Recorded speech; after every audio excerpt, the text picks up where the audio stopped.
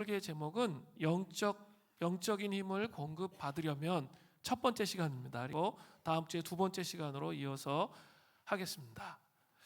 지난 금요일자 국민일보 미션 뉴스란에 돌 말고 영적 동무와 하나님의 마음을 나누자라는 특이한 기사가 실렸습니다. 최근 반려계의 신흥 강자라는 그런 타이틀을 얻으며 외신까지 주목한 이슈가 등장했습니다. 주인공은 다름 아닌 바로 돌입니다. 20, 30대를 중심으로 반려돌, 애완돌, 패스톤이라고 불리는 돌들이 유행처럼 확산되었습니다. 견주, 우리 개 주인을 견주라고 그러죠. 묘주, 고양이 주인을 묘주라고 그러죠. 그런 것처럼 자신을 석주로 부르는 이들은 애정을 쏟는 돌에 이름을 붙여줍니다. 그리고 옷을 입히고 집을 만들어주고 함께 잠을 청하기도 합니다. 이런 현상에 대해서 외신 월스트리트 저널은 최근 산업화 국가 중에 가장 긴 노동 시간을 견디고 있는 한국의 현실을 짚으면서 과로한 한국인들이 펜낙과 휴식을 취하고 있다라고 보도했습니다. 또한 전문가들은 이런 유행은 코로나19 팬데믹으로 인한 관계 단절, 또 불통과 소외가 만연한 사회에서 무생물과의 일방적인 소통을 통해 스트레스를 해소하려는 세태라는 그런 분석을 내놓았습니다. 근데 중요한 것은 현대인은 결코 무인도에서 혼자 살아갈 수가 없습니다. 주변에 사람이 없기는커녕 수많은 사람과 마주하며 살아가야 됩니다. 하지만 사람들은 관계 맺음에서 오히려 깊은 외로움과 절망을 느끼는 그런 시대입니다. 반려돌의 석주가 많아지는 현상은 누군가와 관계를 맺으며 발생하는 그 불편함을 회피하면서도 여전히 관계 맺기 없이는 살아갈 수 없다는 현실을 우리에게 분명히 보여줍니다. 성경은 이사야서 44장 9절부터 15절을 보면 하나님은 나무와 철, 돌로 만든 우상은 무익하며 생명이 없고 허망하다라고 분명히 말씀하고 계십니다. 그리스도인들도 경험적으로 이 사실을 알고 있습니다. 나의 이야기에 아무것도 반박하거나 요구하지 않고 잔소리도 하지 않으면서 늘 내 곁에 있어주는 편리함이 궁극적 위안이 되지 못합니다. 조금은 위안이 될 수 있죠. 그러나 언제나 도돌이표예요. 변함없이 문제는 변화나 성숙으로 나가지 않고 항상 그 자리에 있게 된다는 거죠. 일상의 분주함과 외로움의 전성시대를 사는 현대인에게 진정으로 필요한 것은 애완돌이 아니라 우리를 늘 불쌍히 여기시며 사랑하시는 하나님의 마음과 그 마음을 나누며 짝이 되어줄 그런 영적 동무들입니다. 영적 동무들을 어디에서 만날 수 있습니까?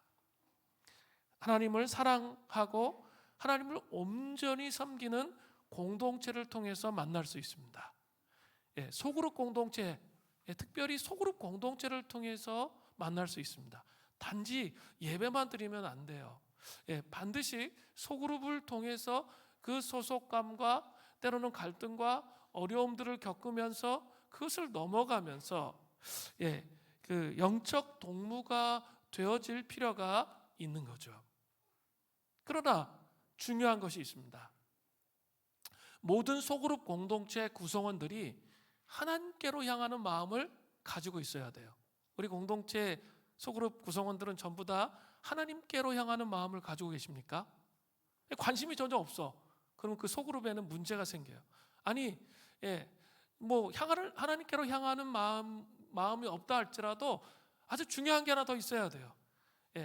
지금 바다와 같이 깨어져 있고 힘들고 어려워도 상관없어요. 하나님을 찾고자 하는 갈망이에요. 그 마음을 가진 사람들이 소그룹을 해야 됩니다. 그러면 그 소그룹 안에서 하나님의 마음이 나누어지기 시작합니다. 그리고 거룩한 시간 낭비의 삶을 통해서 안식과 위로를 얻는 거죠. 아니, 그 바쁜 시간 주일 오후에 집에 가서 한숨 더 자면 낫지 않으세요? 출근하기 위해서 훨씬 더 낫죠. 그런데 왜 오셔서 그 힘들고 어렵게 막 지지고 볶고 막 저희 아동부실 좁기도 하고 뭐 어떻게 할 수도 없는데 왜 그 자리에 앉아서 나눔을 하세요? 저는 그게 거룩한 시간 낭비라고 생각합니다. 그 거룩한 시간 낭비 안에서 그 영적 동무들을 통해서 깊은 위로와 회복을 경험하는 거죠. 그죠? 이것이 아주 중요해요. 그런데 그런 것이 없으면 하나님을 향한 갈망이 없고 자기 중심적인 생각 속에 머물러 있으면 위로가 안 돼요. 같이 모임하면 더 침체가 돼요. 그죠? 문제는 거기에 있습니다. 침체가 되고 내가 이거 왜 해야 되지? 이런 생각이 든다는 거죠. 영적 힘이 공급되어지는 공동체가 되기를 원합니다. 그리고 이 땅을 살아갈 그 기쁨이 거기서부터 나오는 것이죠. 이것이 있어야 됩니다. 이러한 것들이 소그룹 안에서 나누어지면 기쁨이 배가가 돼요. 그리고 영적 힘을 회복할 수 있는 거죠. 혼자 그냥 잠 많이 잔다고 회복되는 게 아니에요. 함께 영적 동무들을 통해서 그 도전을 받을 때 어때요? 영적 힘이 회복되어진다는 거죠.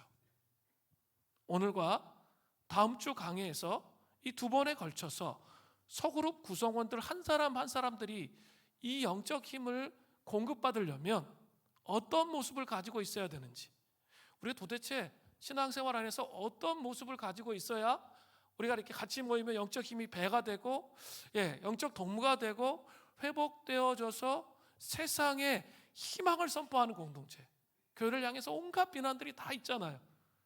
근데 그 비난은 교회 자체에도 문제가 있지만 우리 성도님들의 삶에서 그 모습을 보여주지 못했기 때문이에요.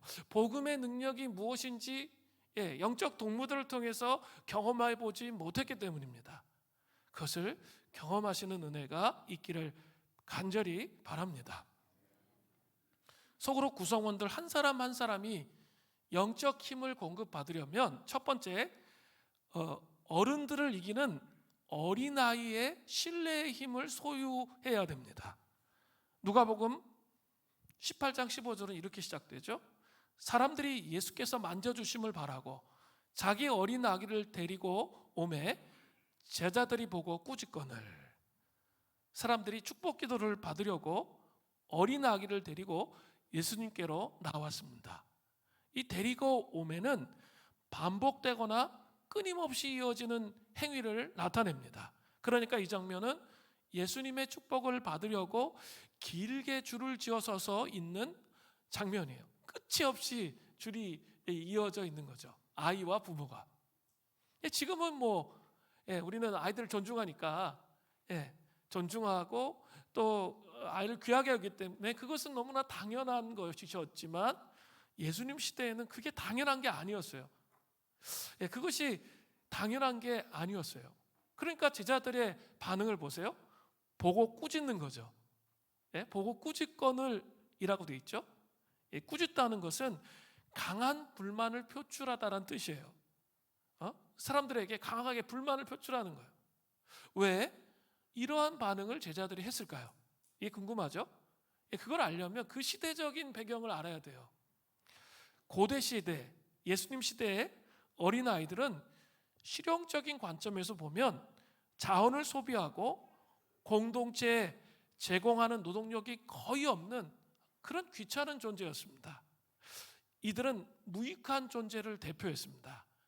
그리고 고대 시대에는 이 아예 장성하지 못하는 아이들이 대단히 많았습니다. 고대 세계에서는 원하지 않는 자녀들을 죽게 버려두었습니다. 이런 관습을 유기라고 표현합니다. 가족들의 생사를 결정할 법적 권리가 가장에게 있었습니다. 가장. 이 결정은 대개 생후 약 8일 동안 내려졌습니다. 플루타크의 말대로 그때까지 아이는 인간이라기보다는 식물에 가까웠습니다. 그 예수님 시대의 아이들의 모습이었어요. 또 충격적인 게 있는데요. 유기되는 아이들은 대개 쓰레기 더미나 똥구덩이에 버렸습니다. 거의가 죽었지만 덜어 구조되는 경우가 있었습니다. 구조된 아이는 대개 노예가 되었습니다. 그런 일이 자주 있다 보니까 고대에 코프로스라는 단어가 변해서 된 이름이 수백 가지나 됩니다. 이 단어는 헬라어로 똥이란 뜻이에요. 똥이란 단어가 변화돼서 이름이 된 경우가 수백 가지라는 거예요. 얼마나 아이들의 인권이 무시되었는지 여러분 이해하셨죠? 자, 이런 아동 학대가 있었던 시대의 세계관을 가지고 제자들이 아이들을 볼 때 그 아이들은 귀찮은 존재에 불과한 거죠. 그때 예수님께서 제자들에게 어떠한 반응을 하십니까? 누가복음 18장 16절 전반절이죠. 예수께서 그 어린아이들을 불러 가까이 하시고 이르시되 어린아이들이 내게 오는 것을 용납하고 금하지 말라. 마가복음 10장 14절의 전반절에 보면 이때 예수님의 감정을 이렇게 표현하고 있습니다. 예수께서 보시고 노하시어 이르시되, 분노하셨다는 거죠. 예수님께서 제자들을 아주 호되게 분노하시면서 꾸중하셨습니다. 또 용납하고 금하지 말라는 이중적으로 강조하면서 기꺼이 예수님께로 아이들이 오게 하라고 말씀하셨습니다. 그러면서 아이들의 특성을 비유해서 이런 말씀을 하십니다. 누가복음 18장 16절 후반절부터 17절입니다. 하나님 나라가 이런 자의 것이니라. 내가 진실로 너희에게 이르노니 누구든지 하나님의 나라를 어린아이와 같이 받아들이지 않는 자는 결탄코 거기 들어가지 못하리라 하시니라. 하나님 나라가 어린아이와 같은 자들의 것이라 이렇게 말씀하세요. 하나님 나라는 어린아이처럼 받들어야 들어갈 수 있다고 말씀하십니다. 이것은 하나님 나라가 어린아이들만을 위한 곳이란 뜻이 아니죠. 그죠? 그렇지 않습니다. 그러나 어린아이들의 수용적 태도, 단순하지만 신뢰하고 믿는 태도 있죠. 나이가 들면 막 정말 이렇게 모든 문제에서 해결이 복잡하잖아요. 여러 가지 경우에서 막 하다 보면 이렇게 움직이지를 못하잖아요. 그죠? 신뢰하기도 어렵고 그런 태도가 아닌 단순하지만 신뢰하는 태도, 이걸 말하는 건데요. 하나님에 대해서 어린아이와 같이 신뢰를 가지고 있어야 한다는 말입니다. 어린아이와 같은 믿음은 하나님을 무슨 일이 있더라도 신뢰하는 것을 의미하는 거예요. 무슨 일이 있어도, 지금 내 안에 무슨 일이 있어도 하나님을 신뢰하는 것. 그게 어린아이와 같은 그런 신뢰의 믿음이라는 것입니다. 브로넨 매닝의 신뢰라는 책이 있습니다. 그 신뢰라는 책에서 이 신뢰라는 단어 앞에 가차 없다라는 말을 붙였어요. 이게 훨씬 더 좋은, 정말 탁월한 말인 것 같아요. 가차 없는 신뢰 앞에 가차 없는 이라는 단어를 붙인 거죠. 가차 없는 신뢰를 만들어냈습니다. 브로넨 매닝은 피조물이 하나님에 대해 가져야 할 그 유일한 자세는 가차 없는 신뢰라고 말했습니다.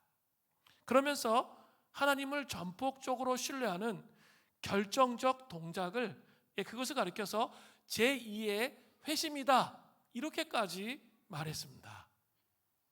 한번 잘 생각해 보세요. 영화 반지의 제왕 두 번째 편의 이름이 두 개의 탑입니다. 그런데 이 현대를 살아가는 많은 사람들도 이 세속주의의 두 개의 탑에 갇혀서 살아갑니다. 첫 번째는 바로 뭡니까? 성공의 탑이에요. 또 다른 하나는 생존의 탑입니다. 우리 공동체도 당연히 영향을 받겠죠. 그런데 우리 공동체는 그래도 이 성경적 가치가 계속 매주 선포되어지고 있기 때문에 성공의 탑은 붙잡지 않겠죠. 그런데 어떤 탑을 붙잡죠? 생존의 탑을, 생존의 탑의 문제를 가지고 있는 분들이 꽤 됩니다. 이 생존의 탑은 먹고 살기 위해서인 거죠. 근데 이 생존의 탑은 왜 생길까요? 이 과거에 부정적 트라우마가 있는 거예요. 그죠? 너무 찢어지게 가난했어. 그래서 이렇게 또 그 가난한 상태나 또 망하는 상태로 돌아갈까 봐 두려운 거죠. 그래서 자기가 자기 힘을 가지고 막 노력을 하는 거죠. 그렇게 가는 것을 말하는 거예요. 그런데 제가 좀 도전하고 싶어요. 생존의 탑을 하나님을 향한 가차없는 신뢰를 통해서 그것을 기꺼이 내려놓으실 수 있습니까? 그게 어린아이와 같은 가차없는 신뢰의 힘이에요.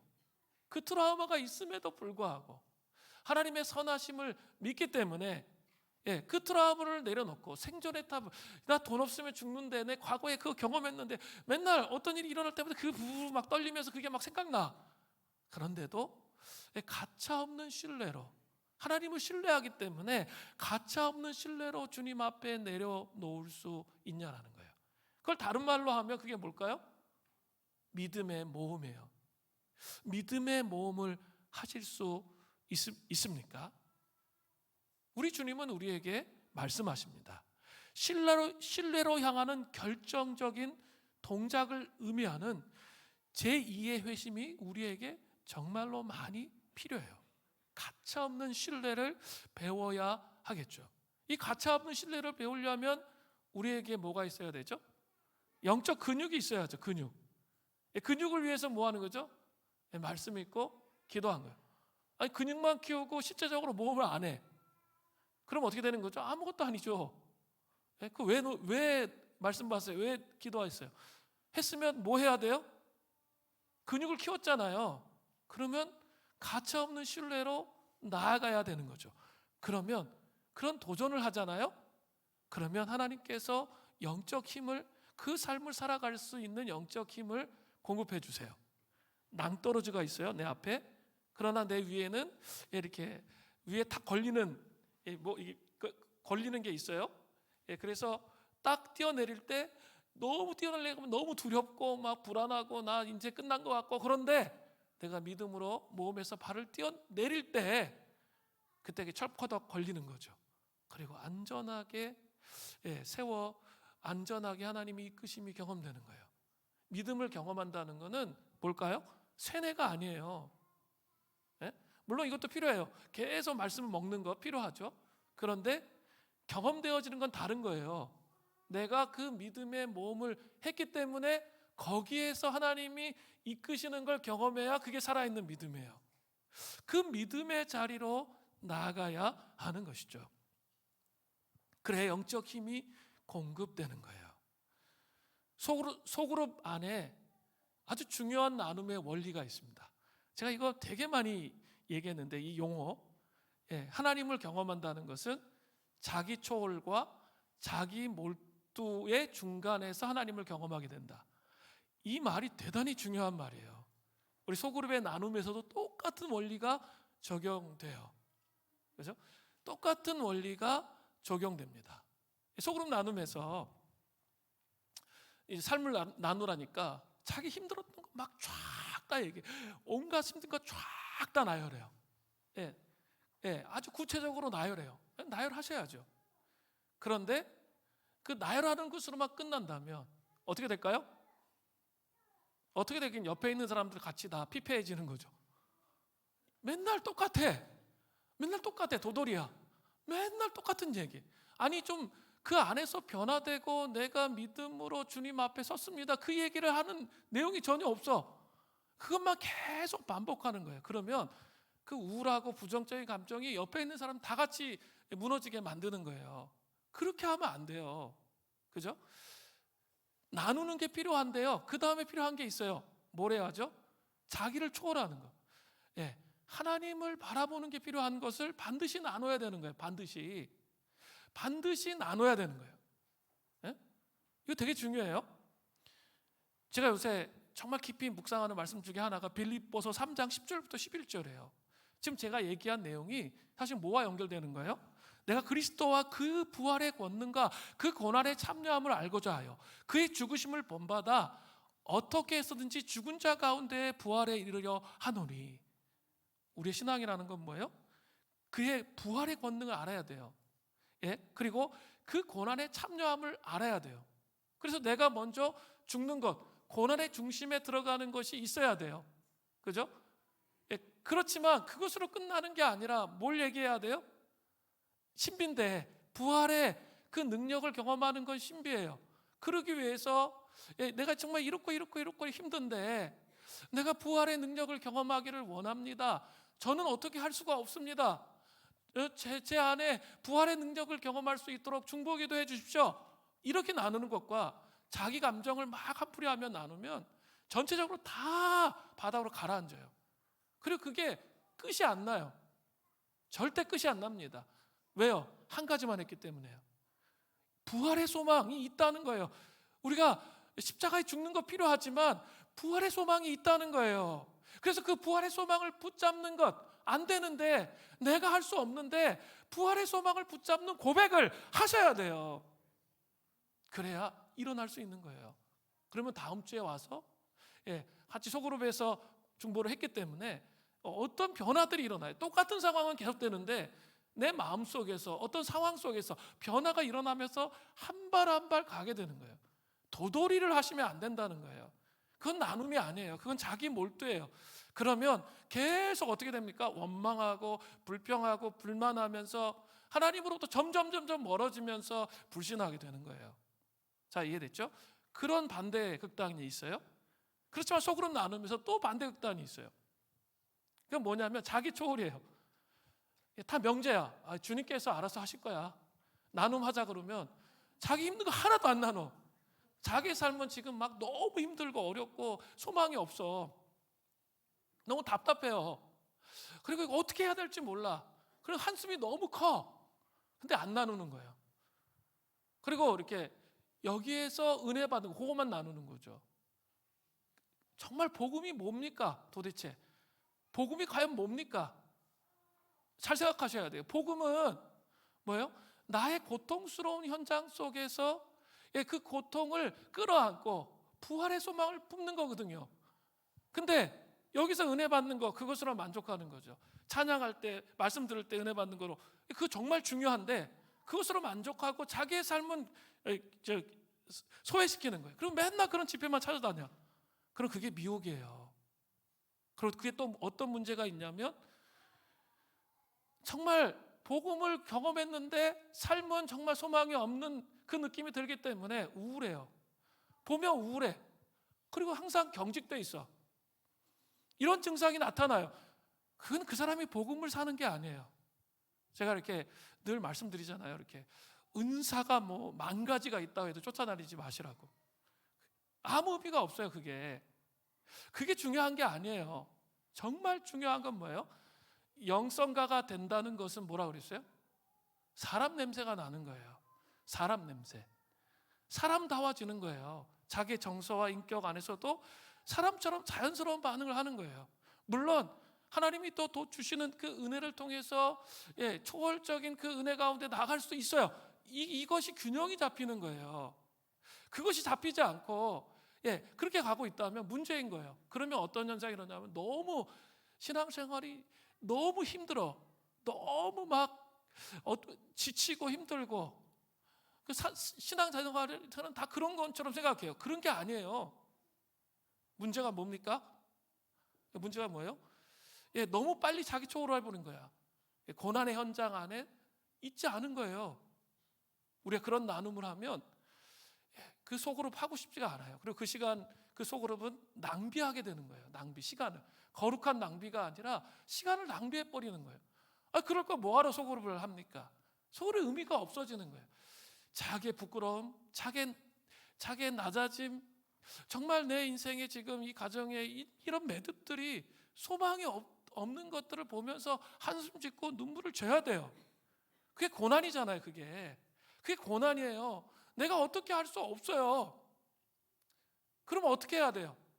그럼에도 불구하고 저를 위해서 좀 기도해 주세요. 저도 부활의 소망을 갖고 싶어요. 다음 주에는 지금 상황이 전혀 안 바뀌고 철병거와 같이 그렇다 할지라도 내가 조금 바뀐 거 조금 보고 싶어요. 그러면 어떻게 될까요? 점점 그렇게 되는 거예요. 그러면서 어떻게 되는 거죠? 삶의 현실 속에 하나님의 영광이 임하기 시작해요. 균열이 자꾸 오기 시작해요. 그러면서 영광이 임하는 거예요. 그냥 다 포기해. 그 아내와 관계 그냥 다 포기하고, 그냥 부모님 관계 다 포기하고, 그건 어차피 안 되는 거야. 이렇게 해버린다면 신앙생활이 심각한 왜곡 가운데 들어갔기 때문에 그게 되게 대단히 우울한 신앙생활을 하는 거예요. 그리고 경직도 있어. 기도하는 소리도, 부르짖는 소리도 아름답지가 않고 쇳소리가 나는 거죠. 그렇게 돼요. 왜냐하면 나의 삶은 고통인데 그 삶의 고통을 십자가 앞으로 가져가지 않았기 때문이죠. 우울해지게 된다는 거죠. 사랑하는 성도 여러분, 속으로 반해서 어린아이 같은 가차없는 신뢰가 우리 안에 정말 깊이 회복되어지기를 원합니다.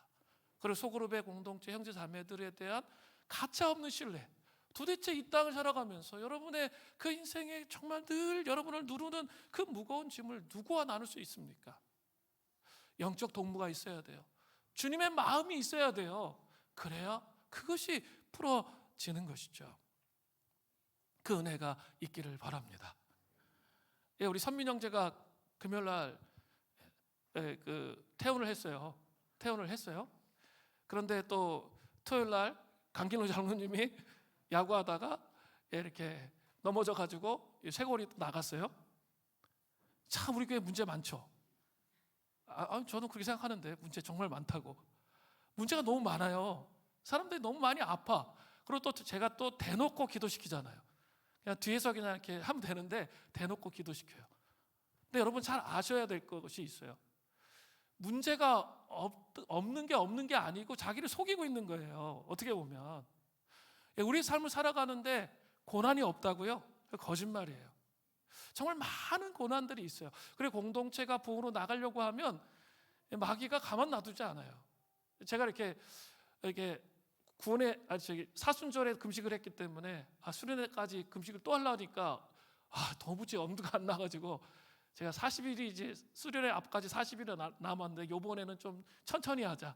그래가지고 5월 6일부터 하려고 생각하고 있었어요. 그런데 이미 전쟁은 시작됐어. 온갖 일이 다 일어나요. 온갖 고난이 다 일어나는 거죠. 그럼 그런 거 느끼세요? 저는 많이 느끼거든요. 그리고 또 하나님이 허용하세요. 이 가정이 지금 무너져 있는 거 다 드러나게 하시고 현실이 다 드러나도록 막 그렇게 하세요. 그런데 중요한 게 있어요. 중요한 게. 고난의 현실 속에서 제가 뭐 하라고 그랬죠? 숨기지 말고 부활의 능력을 받아들이는 거예요. 그러니까 어때요? 우리가 정말 같이 힘을 합쳐서 우리 중보기도방에 막 기도합니다. 계속 올라오잖아요. 매 순간마다 기도하고 또 기도하고. 그러니까 어때요?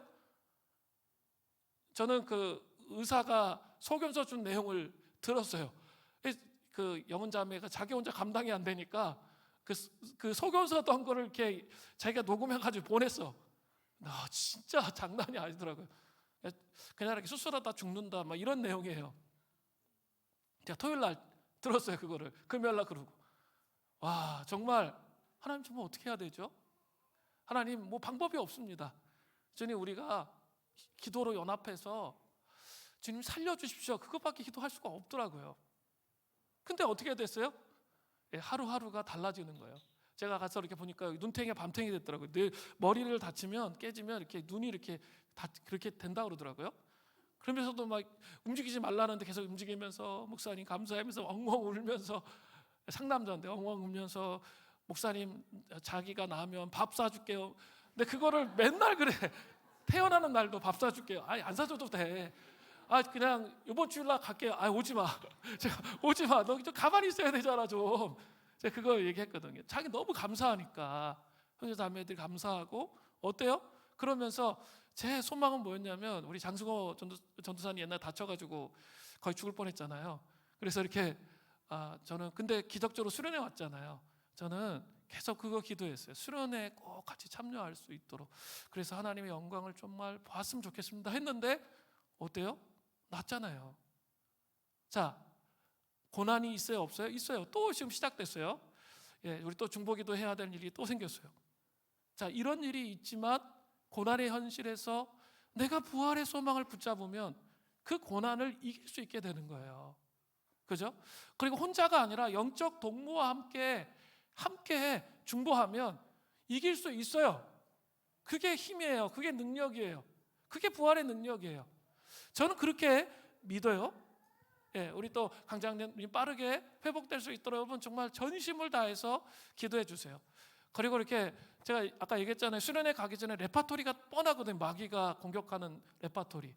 일단 차가 좀 고장나고, 그 다음에 두 번째 관계가 좀 힘들고, 그 다음에 좀 아프고, 애들이 돌아가면서 아프고 이거거든요. 근데 그게 정상적으로는 한 20일 전부터 시작돼요. 여태까지는. 근데 지금은 40일 전에 시작되는 거야. 그래서 저는 생각해요. 야, 제 차도 막 이상해. 그리고 막 다 그렇거든요, 지금. 이게 말도 안 되는 일이 일어나서 차 안에. 이거 어이가 없는 일이 일어나가지고 좀 이상한 행동을 해보고 있어요. 그래서 제가 차에다 이렇게 스마트 키를 갖다 대야지만 차가 시동에 걸려요. 뭐 이상한 일이 일어났어 벌써. 그 40일 전부터 그러는 거예요. 근데 그걸 생각해 볼 때, 하나님께서 이번 수련을 통해서 큰 일을 행하시려고 하는구나 라는 생각이 정말 많이 들어요. 그러면서 가차없는 신뢰를 통해서 내가 서 있어야겠다.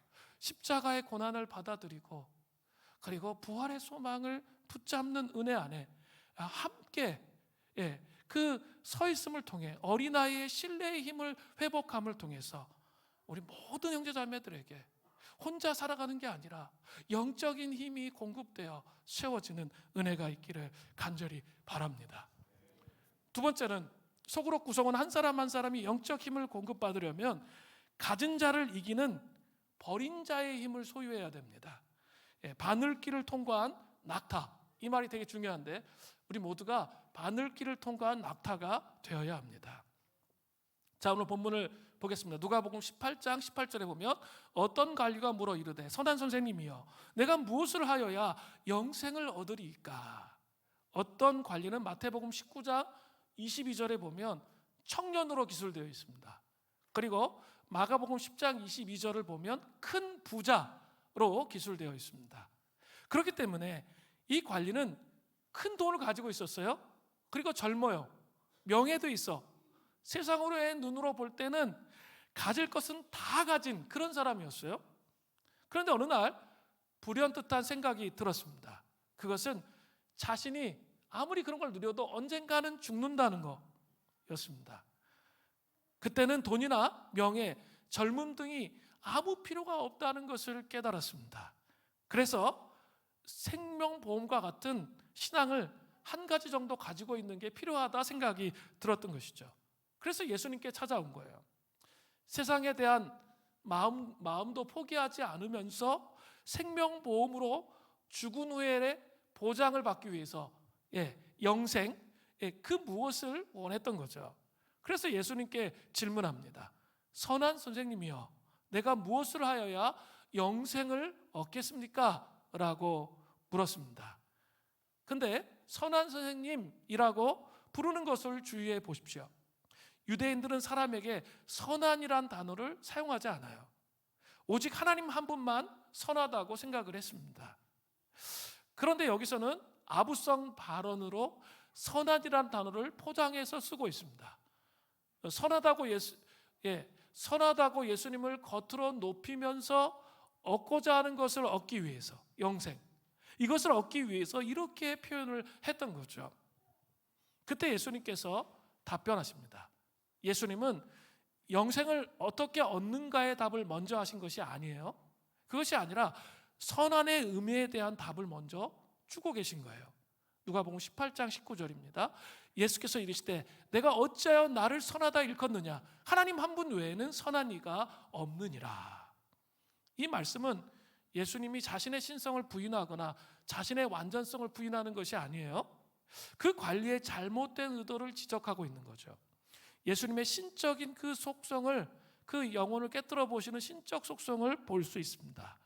예수님은 그 관리의 아부성 마음을 꿰뚫어 보신 거죠. 그것에 대해서 바로 잡아주고 계신 거죠.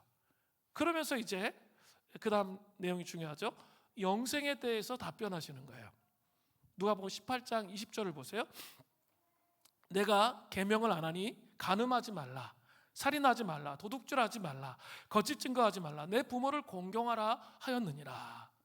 예수님은 이제 뭘 가지고 답변하셨죠? 10계명을 가지고 답변하셨어요. 10계명 중에 뒤에 있는 5가지 계명, 뒤에 있는 5가지 계명을 열거하셨어요. 이 5가지 뒤에 있는 계명은 뭐에 관련된 거죠? 사람과의 관계와 관련된 계명이에요.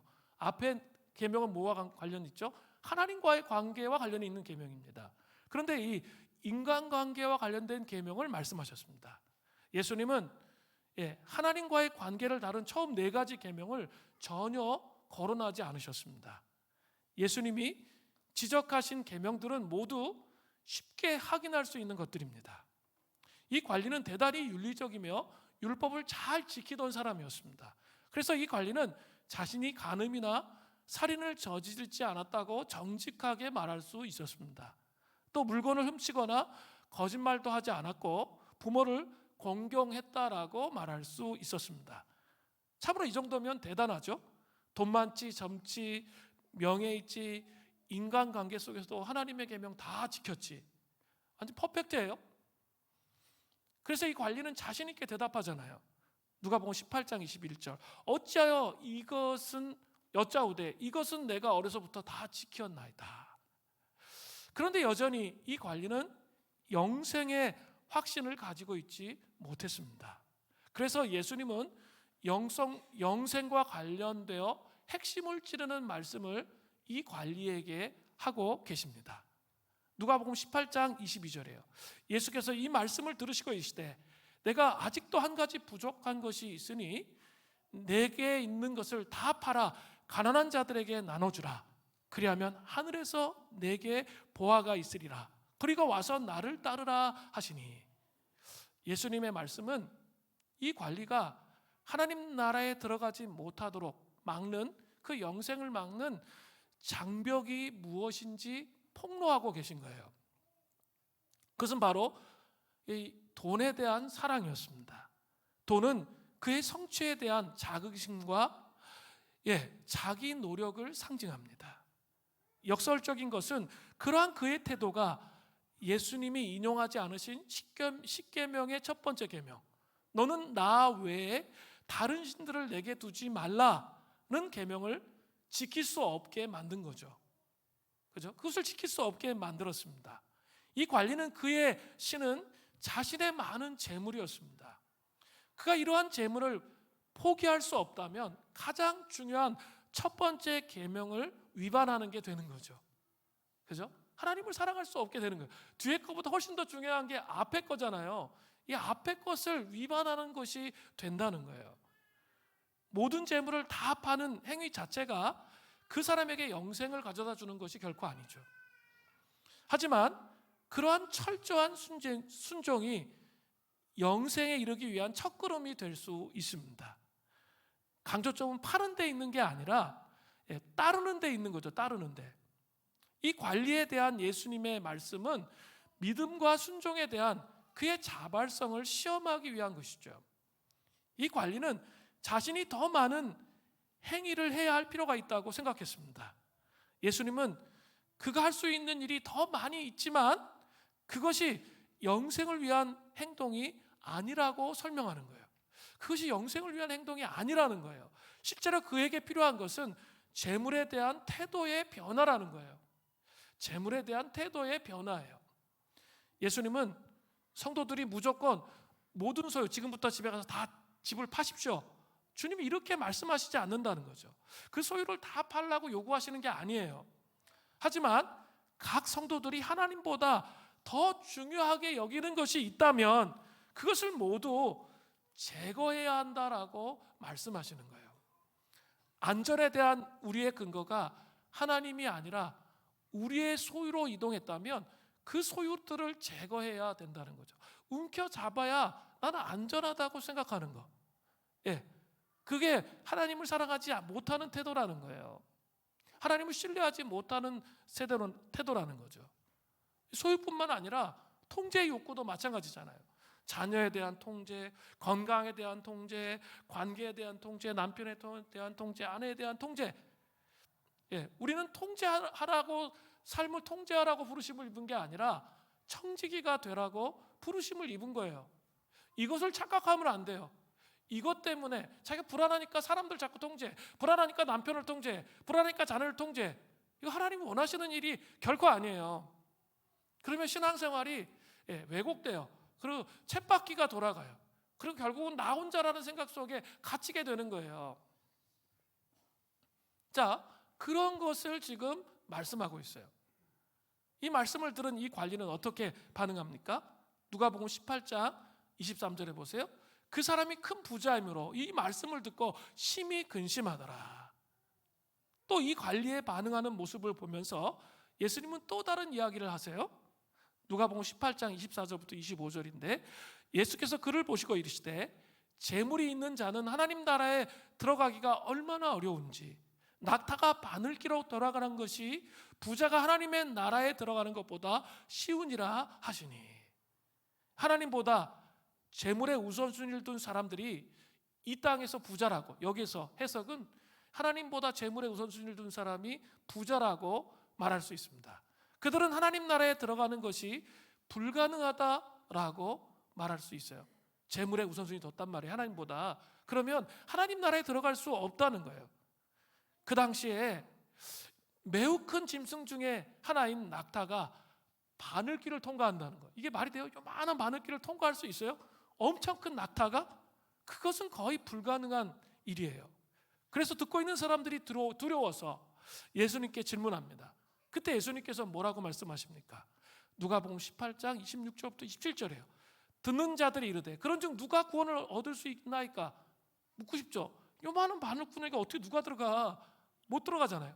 그 말하는 거예요. 그런데 예수님께서 말씀하세요. 이르시되 무릇 사람이 할 수 없는 것을 하나님은 하실 수 있느니라. 이 말씀이 중요해요. 예, 하나님은 하나님 나라에 성도들이 들어가게 하기 위해서 쓰시는 방법이 있어요. 우리 마음이 재물의 우선순위가 있으면 이 세상에서 잘 안 되게 하세요. 이거 잘 아셔야 돼요. 마음의 중심에 재물의 우선순위가 있죠? 그러면 잘 안 돼. 그리고 죽지는 않아. 제로 포인트는 계속돼. 연말에 결산하면 항상 제로야. 죽지는 않아, 희한하게. 성도들은. 불신자는 죽잖아요. 근데 안 죽어. 그러니까 제로야. 그리고 실패의 길을 실패하게 하십니다. 즉 모든 것이 내 뜻대로 되지 않게 하셔서 코를 납작하게 하시는 거죠. 코를 납작하게 하십니다. 그리고 내 안에 얼마나 혈기와 교만이 많은지 깨닫게 하세요. 그래서 결국 예수님 앞에서 두 발 두 손 다 들게 만드세요. 여러분 이거 경험해 보세요. 저는 정말 많이 경험했어요. 내가 사역을 하는데도 이거 경험하거든요. 그냥 두 손 두 발 다 들게. 제가 할 수 있는 게 아무것도 없게 자존심에 완전히 그냥 흠집장 깊게 나도록 그냥 바닥에 그냥 납작 엎드리도록. 여러분 이런 경험 하세요? 하게 됩니다. 응? 이거를 경험해요. 근데 자기가 상남자야. 그래가지고 이 자존심을 용납하지 못해. 그냥 자존심의 흠집을 받으세요. 그러면 그럴수록 더 고통스러워. 그리고 더 돌아. 그거 아셔야 돼요. 자기 자존심 때문에 이 사회적 지위와 포지션이 있지 하면서 그 있잖아. 나의 가오가 안 살아. 이렇게 하는 거. 안 살긴 뭐가 안 살아. 그냥 죽어야 돼요. 그냥 하나님께서 납작 엎드리실 때는 두 손 두 발을 다 들어야 돼. 그냥 할 수 없어요. 주님 저는 어떻게 할 수 없습니다. 그렇게 되면 이렇게 하나님이 낙타를 최대한 납작하게 만들어서 바늘귀를 통과해서 하나님 나라를 보게 하세요. 이 항복하는 게 뭐예요? 완전히 꾸기시는 거예요. 꾸겨가지고 이따만한 낙타를 꾸기는 거예요. 그래서 요만하게 만드는 거잖아요. 정말 존재가 아무것도 없게 그렇게 만드는 거예요. 그래서 어떻게 되는 거죠? 바늘길을 통과하며 그때 또 뭐가 보이죠? 하나님 나라가 보인다는 거예요. 일단 이 바늘길을 통과하면 나의 것이 없어요. 모든 것이 하나님의 것이고 예수님의 것이 되는 거예요. 내게 없어요. 이 일은 결코 사람이 할 수 없어요. 사람이 옆에서 하면 막 자존심이 상처나기 때문에 막 다 긁어버려, 화나고 막 킹콩이 돼요. 막 그래가지고 다 막 이렇게 할 거예요, 그죠? 사람이 할 수 있는 일이 결코 아니에요. 이거는 오직 하나님만 하실 수 있는 일이에요. 여러분 삶 통해 잘 반추해야 돼. 나 이렇게 왜 힘들고 어렵지? 잘 이렇게 반추해 보시라는 거예요. 그냥 힘들고 어려운 것에 그냥 무지한 노새나 말처럼 가만히 있지 말고 이걸 반추하라는 거예요. 이때 베드로가 말합니다. 누가복음 18장 28절에요. 베드로가 여짜오되 보옵소서 우리가 우리의 것을 다 버리고 주를 따랐나이다. 그때 예수님께서 아주 중요한 말씀을 하세요. 누가복음 18장 29절부터 30절이에요. 이르시되 내가 진실로 너에게 이르노니 하나님 나라를 위하여 집이나 아내나 형제나 부모나 자녀를 버린 자는 현세의 여러 배를 받아요. 현세에도 그 바늘길을 통과하잖아요. 그런 바늘길을 통과한 낙타가 되면 현세에도 하나님의 사업에 기름 부으심을 주시는 거예요. 우리의 삶에 기름 부으심을 주세요. 그것으로 끝납니까? 안 그래요. 내세에 영생을 받지 못할 자가 아무도 없다는 거예요.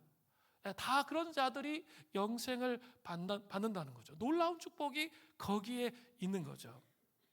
그렇죠? 이게 십자가의 죽음과 부활과 연관돼요. 죽어야 부활의 능력이 온다는 말의 의미가 여기에 바늘길을 통과한 낙타의 내용에 나오는 거예요. 결국 이것은 가진 자를 이기는 버린 자의 힘을 이야기하는 거예요. 가진 자를 이기는 버린 자의 힘이 여기서 오는 거예요. 참으로 놀랍습니다. 영적인 힘을 공급받으려면 날마다 우리가 예수님과 함께 죽는 거예요. 그 고통을 회피하지 말고 죽는 거예요. 그리고 예수님과 함께 살면 돼요. 이것을 속으로 안에서 간증하게 될 때 복음의 신비가 우리 공동체 안에 풀리게 됩니다. 그리고 부흥으로 함께 나아가게 되는 거죠. 바늘길을 통과한 낙타, 하나님의 사람들이 되시기를 바랍니다.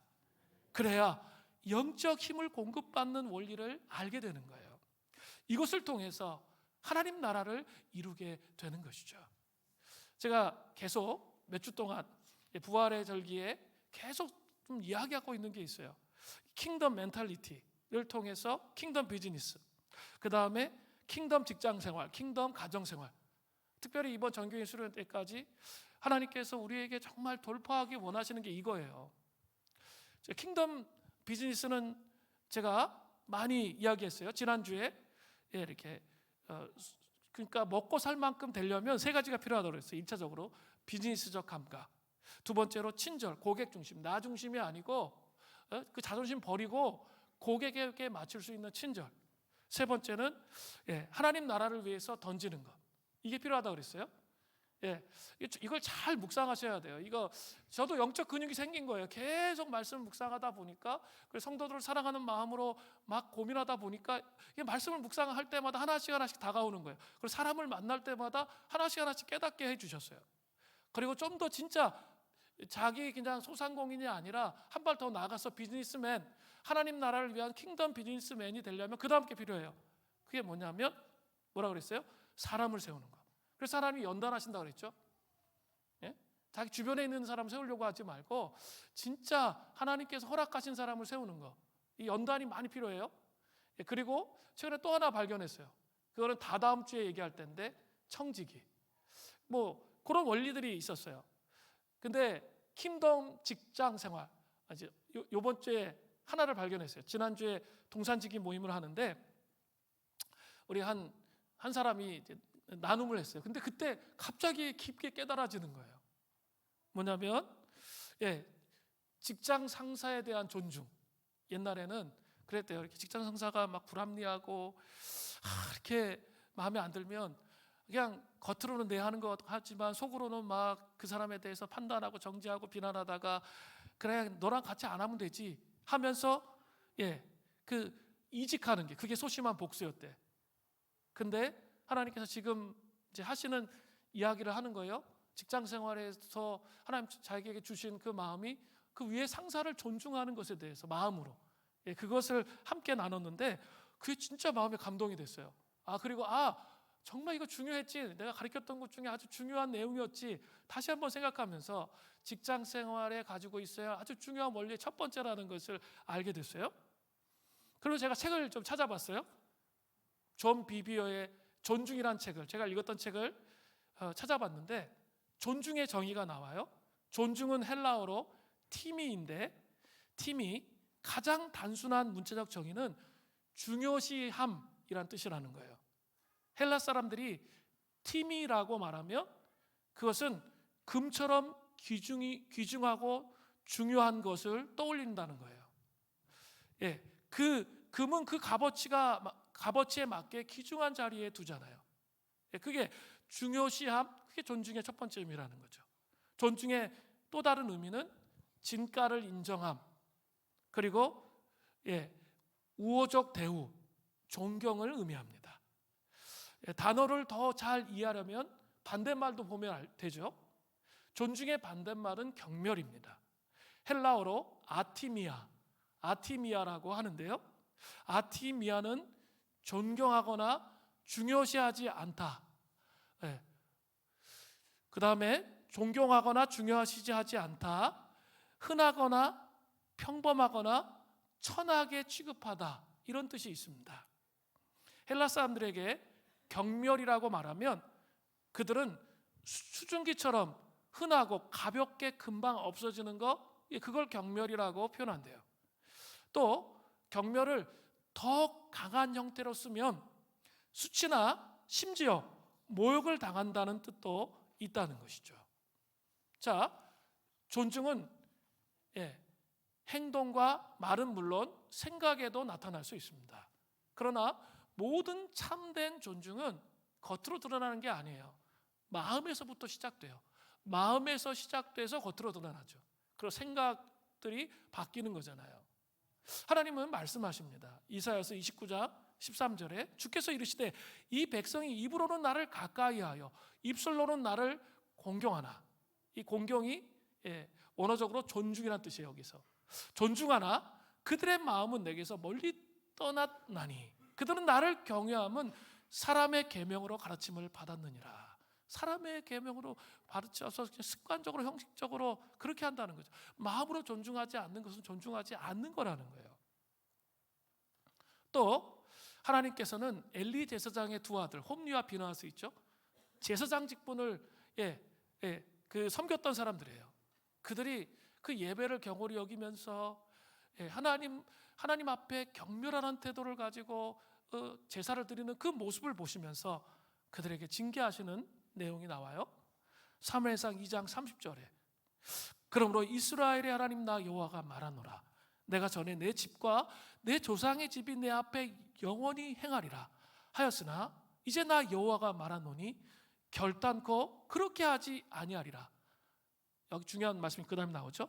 나를 존중히 여기는 자를 내가 존중히 여기고 나를 멸시하는 자를 내가 경멸하리라. 이거 하나님께서 하신 말씀이에요. 이것은 하나님과 우리와의 관계에도 적용되지만 이것은 사람과 사람의 관계 안에서도 적용됩니다. 직장에서의 태도가 이러한 모습이어야 하는 거죠. 존중은 가진 자를 이기는 버린 자의 힘이에요. 자, 바늘길을 통과한 낙타예요. 바늘길 통과하려면 돼요? 안 돼요? 자존심 이거 다 버려야 돼. 그리고 내 생각도 버려야 돼. 그죠? 정말 어려워요. 우리 힘으로 불가능해 이게. 바늘길을 통과한 거 하나님이 은혜 주시지 않으면 존중의 마음이 안 들어요. 그죠? 그냥 이렇게 잘못한 것만 자꾸 보이는 거죠. 권위자에 대해서. 그렇게 되면 통과하지 못해요. 그럼 직장 생활의 기름 부으심을 경험할 수 없어요. 그런데 여러분 잘 아셔야 돼요. 이 존중의 삶을 회복할 때 직장 생활에 기름 부으심을 회복할 수 있다는 사실을 여러분 기억하셔야 돼요. 이게 첫 번째 원리, 하나님 저에게 주신, 저는 하나를 주시면 하나 계속 묵상하고 그 다음 것도 생각하고 이러는데 직장 생활에 대해서 하나님이 계속 요새 영적 근육을 계속 강화하고 말씀을 읽으니까 말씀을 통해서 계속 말씀해 주시는 거예요. 예, 그것 중에 하나의 원리가 존중이에요. 우리 직장 생활을 정말 탁월하게 하나님의 기름 부으신 가운데 하기를 원한다면 불합리하다고 생각하고 여러분이 볼 때 정말 능력이 없고 무능력한 그런 상사라 할지라도 그 권위를 존중하면서 이 문제들을 풀어갈 때 하나님께서 직장 생활 속에 기름 부어 주신다는 거예요. 이 첫 번째 원리를 발견했습니다. 여러분, 이 직장 생활 속에 그 기름 부으심을 회복하시는 은혜가 있기를 바랍니다. 세 번째는 킹덤 가정의 연합이에요. 가정의 연합. 제가 이제 알게 됐는데 주일에 한 번, 일주일에 딱 한 번 만나면 잘 몰라요. 이 사람들이 가정에서 도대체 어떻게 하고 사는지. 그런데 이제 소그룹을 하잖아요. 그러면 다 이제 드러나게 되죠. 근데 생각보다 리더라 할지라도 우리 공동체 안에 상당수의 많은 사람이 부부인데 외로운 섬처럼 신앙생활하는 사람이 대단히 많아. 따로따로야. 절대 신앙에 대한 공유점이 없어. 같이 나누고 기도하고 그런 거 없어. 이게 삶이 나눠지고 한 마음으로 하는 거 없어. 따로따로 이렇게 각계 전투하는 거죠. 그죠? 다른 거에 대해서 하나님 음성을 듣기를 원하는데 적어도 이 부부가 하나 되는 것에 대해서 하나님 음성 듣기는 원하지 않아. 왜냐하면 맨날 같이 있는데 너무 마음이 상했어. 형제가, 자매가 형제한테 너무 마음이 상해서 그냥 그래 너는 너 맘대로 가라. 나는 나 맘대로 갈게. 이런 태도를 갖고 있는 거죠. 그 억울함이 마음속에 가득 차 있단 말이에요. 피해의식이 가득 차 있어. 10년, 15년 뭐 이렇게 되면 그게 막 마음속에 가득 차 있어요. 그런데 부부가 연합될 수 있을까요? 없을까요? 안 되죠. 속이는 거예요. 안 돼요. 그런 상태로 갖고 절대 연합이 안 됩니다. 그러니까 어떻게 해야 된다고 그랬죠? 바늘길을 통과한 낙타. 자존심 흠집 나고 그 마음에 힘들고 어렵고 진짜 내가 이렇게 구걸까지 해야 되나 막 이런 생각이 들 때까지 낮아져야 돼요. 우리 힘으로 할 수가 없어요. 성령님이 하셔야지 가능해요. 성령님이 해야 우리가 십자가에서 죽는 게 경험돼요. 그래야 부활의 의미가 어떤 것인지 이해될 수 있어요. 그래서 살아나는 거예요. 그런 작업을 안 해. 서로. 그래 놓고 평행선을 가면서 너 때문에 내 인생 망했어. 맨날 그 얘기만 하는 거죠. 그러면 아무 일도 일어나지 않습니다. 하나의 힘과 둘의 힘은 달라요. 근데 둘이 진짜 연합하면 가정이 바뀌어요. 가정이 바뀌어요. 그리고 우리 자녀들이 바뀌어요. 애들이 안 아낀다고 맨날 야단치면서 자기들은 둘이 연합을 안 해. 그러면 어떻게 될까요? 그게 순서가 다르잖아요. 하나님이 원하시는 순서는 부부가 연합하는 거예요. 저는 전교회 수련회까지 우리 함께 기도하면서 소통이 안 되는 가정들이 정말 많은데 가정에 그 문제들이 풀어지고 연합되어서 가정에 있는 수많은 과제와 문제들이 해결되어지는 은혜가 있기를 바랍니다. 그리고 특권이 있어요. 리더하는 거의 특권은 뭔지 아세요?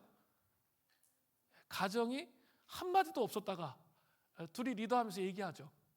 그죠? 그러면서 이렇게 공유점을 찾잖아. 그러면서 연합으로 갈 수 있는 기반을 만들게 되는 거예요. 그게 하나님이 주신 복이에요. 그래서 하나가 아니라 둘의 능력이 가정 가운데 흘러오는 거예요. 그 은혜가 정말 있기를 원해요. 이 전교회 수련회까지 부부가 하나 되는 것, 수많은 난제 앞에서 부부가 연합해서 그 문제들이 풀어지는 게 무엇인지 알아야 돼요. 그런데 뭐부터 해야 돼요? 꾸겨야 돼. 낙타를 꾸겨야 돼. 꾸기고 자존심 흠집 나고 그래가지고 바늘길을 통과해야만 보인다고요. 가능하겠어요? 인간적으로? 불가능해요.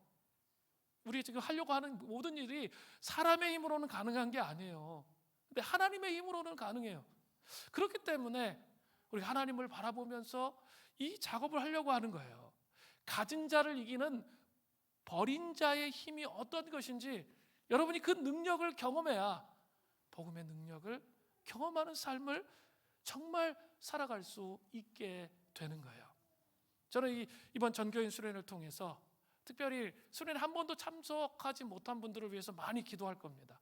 그리고 수련회에 와도 자기 삶에 이 어떤 연결고리를 못 찾아서 아직 그 하나님을 경험하지 못한 사람들에게 놓고 하나님이 자꾸 집중적으로 기도하기를 원하시는 것 같아요. 아니, 영적 군중을 만들기 전에 뭐부터 있어야 돼요? 하나님을 체험하는 것부터 있어야지. 하나님이 얼마나 크신 분인지 경험하는 게 먼저란 말이에요. 저는 그런 시간이 되어질 수 있도록 우리가 함께 새벽을 깨우며, 지금부터 특별 새벽 기도의 기간은 아니지만 새벽을 깨우면서 함께 기도하면서 이런 일들이 이루어지도록 함께 세워가는 은혜가 있기를 간절히 바랍니다. 우리 같이 이제 찬양하고 기도하겠습니다.